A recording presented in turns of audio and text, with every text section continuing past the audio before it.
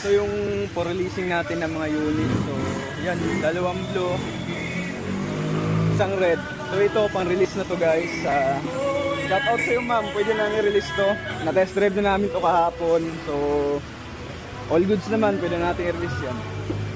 Ito yung new look natin na red. So, all goods na to, pwede nating i-release kay madam. So, ito yung abiyante natin for releasing din to. Na-test drive na to, all goods naman. Check na lahat, cooling system. So, yan, is-open natin, engine, tsaka tram. So, yan, na-test drive na natin yan. For release na rin yan. So, yan pa, may isang blue pa tayo dun.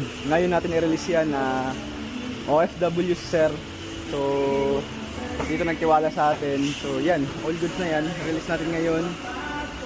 Bumiyahe pa sir, galing Sambales. So, magang-magang sir, nasa shop na. Pa-test drive na natin kay sir para all goods na. So, ito pa yung isang new look for releasing din. So, siguro by tomorrow release natin yan. Tsaka ito, dalawang new look to. Isang green, isang red, tsaka isang blue. So yan, yan lang yung update natin today. So on to the next naman tayo. Back to base na tayo. Thank you.